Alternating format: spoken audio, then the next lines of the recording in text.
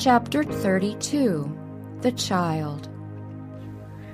Not only the habits of the mother, but the training of the child were included in the angel's instruction to the Hebrew parents. It was not enough that Samson, the child who was to deliver Israel, should have a good legacy at his birth. This was to be followed by careful training. From infancy, he was to be trained to habits of strict temperance. Similar instruction was given in regard to John the Baptist. Before the birth of the child, the message sent from heaven to the father was, "Thou shalt have joy and gladness, and many shall rejoice at his birth. For he shall be great in the sight of the Lord, and he shall drink no wine or strong drink, and he shall be filled with the Holy Spirit." Luke 1:14 and 15, American Revised Version. On heaven's record of noble men, the Savior declared that there stood not one greater than John the Baptist. The work committed to him was one demanding not only physical energy and endurance, but the highest qualities of mind and soul. So important was right physical training as a preparation for this work that the highest angel in heaven was sent with a message of instruction to the parents of the child. The directions given concerning the Hebrew children teach us nothing that which affects the child's physical well-being is to be neglected. Nothing is unimportant. Every influence that affects the health of the body has its bearing upon mind and character. Too much importance cannot be placed upon the early training of children. The lessons learned, the habits formed during the years of infancy and childhood have more to do with the formation of the character and the direction of the life than have all the instruction and training of after years. Parents need to consider this. They should understand the principles that underlie the care and training of children. They should be capable of rearing them in physical, mental, and moral health. Parents should study the laws of nature. They should become acquainted with the organism of the human body. They need to understand the functions of the various organs and their relation and dependence. They should study the relation of the mental to the physical powers and the conditions required for the healthy action of each. To assume the responsibilities of parenthood without such preparation is a sin. Far too little thought is given to the causes underlying the mortality, the disease, and degeneracy that exists today even in the most civilized and favored lands. The human race is deteriorating. More than 1/3 die in infancy. Of those who reach manhood and womanhood, by far the greater number suffer from disease in some form, and but few reach the limit of human life. Most of the evils that are bringing misery and ruin to the race might be prevented, and the power to deal with them rests to a great degree with parents. It is not a mysterious providence that removes the little children. God does not desire their death. He gives them to the parents to be trained for usefulness here and for heaven hereafter. Did fathers and mothers do what they might to give their children a good inheritance, and then by right management endeavor to remedy any wrong conditions of their birth, what a change for the better the world might see. The care of infants. The more quiet and simple the life of the child, the more favorable it will be to both physical and mental development. At all times the mother should endeavor to be quiet, calm, and self-possessed. Many infants are extremely susceptible to nervous excitement, and the mother's gentle, unhurried manner will have a soothing influence that will be of untold benefit to the child. Babies require warmth, but a serious error is often committed in keeping them in overheated rooms, deprived to a great degree of fresh air. The practice of covering the infant's face while sleeping is harmful, since it prevents free respiration. The baby should be kept free from every influence that would tend to weaken or to poison the system. The most scrupulous care should be taken to have everything about it sweet and clean. While it may be necessary to protect the little ones from sudden or too great changes of temperature, care should be taken that, sleeping or waking, day or night, they breathe a pure, invigorating atmosphere. In the preparation of the baby's wardrobe, convenience, comfort, and health should be sought before fashion or a desire to excite admiration.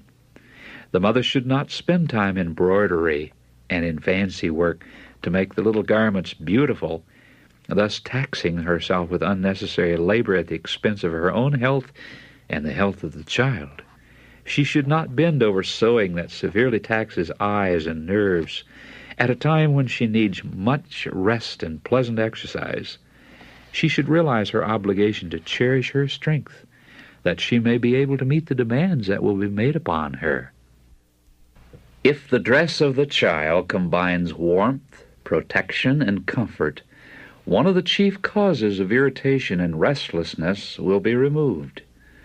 The little one will have better health, and the mother will not find the care of the child so heavy a tax upon her strength and time. Tight bands or waists hinder the action of the heart and lungs and should be avoided. No part of the body should at any time be made uncomfortable by clothing that compresses any organ or restricts its freedom of movement. The clothing of all children should be loose enough to admit of the freest and fullest respiration, and so arranged that the shoulders will support its weight. In some countries, the custom of leaving bare the shoulders and limbs of little children still prevails. This custom cannot be too severely condemned. The limbs, being remote from the center of circulation, demand greater protection than the other parts of the body. The arteries that convey the blood to the extremities are large, providing for a sufficient quantity of blood to afford warmth and nutrition. But when the limbs are left unprotected and are insufficiently clad, the arteries and veins become contracted, the sensitive portions of the body are chilled, and the circulation of the blood hindered. In growing children, all the forces of nature need every advantage to enable them to perfect the physical frame. If the limbs are insufficiently protected, children, and especially girls, cannot be out of doors unless the weather is mild. So they are kept in for fear of the cold. If children are well clothed, it will benefit them to exercise freely in the open air, summer or winter. Mothers who desire their boys and girls to possess the vigor of health should dress them properly and encourage them in all reasonable weather to be much in the open air. It may require effort to break away from the chains of custom and dress and educate the children with reference to health, but the result will amply repay the effort. The child's diet. The best food for the infant is the food that nature provides. Of this it should not be needlessly deprived. It is a heartless thing for a mother, for the sake of convenience or social enjoyment, to seek to free herself from the tender office of nursing her little one. The mother who permits her child to be nourished by another should consider well what the result may be. To a greater or less degree, the nurse imparts her own temper and temperament to the nursing child. The importance of training children to right dietetic habits can hardly be overestimated. The little ones need to learn that they eat to live, not live to eat. The training should begin with the infant in its mother's arms. The child should be given food only at regular intervals and less frequently as it grows older. It should not be given sweets or the food of older persons which is unable to digest. Care and regularity in feeding of infants will not only promote health and thus tend to make them quiet and sweet-tempered, but will lay the foundation of habits that will be a blessing to them in after years. As children emerge from babyhood, great care should still be taken in educating their tastes and appetites. Often they are permitted to eat what they choose and when they choose, without reference to health. The pains and money so often lavished upon unwholesome dainties lead the young to think that the highest object in life, and that which yields the greatest amount of happiness, is to be able to indulge the appetite. The result of this training is gluttony, and then comes sickness, which is usually followed by dosing with poisonous drugs. Parents should train the appetites of their children and should not permit the use of unwholesome foods. But in the effort to regulate the diet, we should be careful not to err in requiring children to eat that which is distasteful or to eat more than is needed. Children have rights, They have preferences, and when these preferences are reasonable, they should be respected. Regularity in eating should be carefully observed. Nothing should be eaten between meals, no confectionery, nuts, fruits, or food of any kind. Irregularities in eating destroy the healthful tone of the digestive organs, to the detriment of health and cheerfulness. And when the children come to the table, they do not relish wholesome food. Their appetites crave that which is hurtful for them. Mothers who gratify the desires of their children at the expense of health and happy tempers are sowing seeds of evil that will spring up and bear fruit. Self-indulgence grows with the growth of the little ones, and both mental and physical vigor are sacrificed. Mothers who do this work reap with bitterness the seed they have sown. They see their children grow up unfitted in mind and character to act a noble and useful part in society or in the home. The spiritual as well as the mental and physical powers suffer under the influence of unhealthful food. The conscience becomes stupefied, and the susceptibility to good impressions is impaired. While the children should be taught to control the appetite and to eat with reference to health, let it be made plain that they are denying themselves only that which would do them harm. They give up hurtful things for something better. Let the table be made inviting and attractive, as it is supplied with the good things which God has so bountifully bestowed. Let mealtime be a cheerful, happy time. As we enjoy the gifts of God, let us respond by grateful praise to the giver. The care of children in sickness. In many cases, the sickness of children can be traced to errors in management, irregularities in eating, insufficient clothing in the chilly evening, lack of vigorous exercise to keep the blood in healthy circulation, or lack of abundance of air for its purification may be the cause of the trouble. Let the parents study to find the causes of the sickness and then remedy the wrong conditions as soon as possible.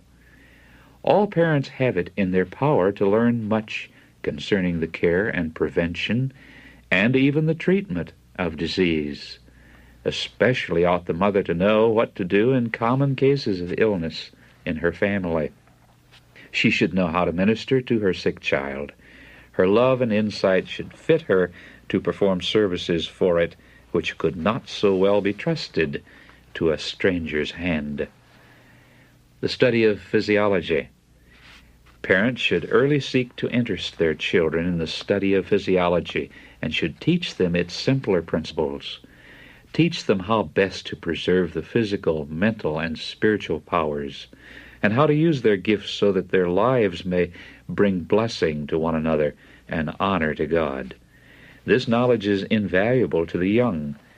An education in the things that concern life and health is more important to them than a knowledge of many of the sciences taught in the schools. Parents should live more for their children and less for society. Study health subjects and put your knowledge to a practical use. Teach your children to reason from cause to effect. Teach them that if they desire health and happiness, they must obey the laws of nature. Though you may not see so rapid improvement as you desire, be not discouraged, but patiently and perseveringly continue your work. Teach your children from the cradle to practice self-denial and self-control. Teach them to enjoy the beauties of nature and in useful employments to exercise systematically all the powers of body and mind. Bring them up to have sound constitutions and good morals, to have sunny dispositions and sweet tempers. Impress upon their tender minds the truth that God does not design that we should live for present gratification merely, but for our ultimate good. Teach them that to yield to temptation is weak and wicked, to resist noble and manly. These lessons will be as seed sown in good soil, and they will bear fruit that will make your hearts glad.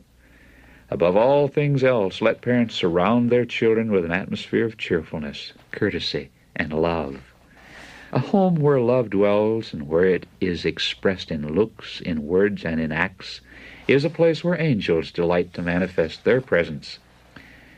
Parents, let the sunshine of love, cheerfulness, and happy contentment enter your own hearts, and let its sweet and cheering influence pervade your home.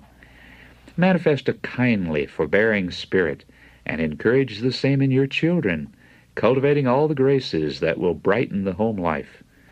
The atmosphere thus created will be to the children what air and sunshine are to the vegetable world, promoting health and vigor of mind and body.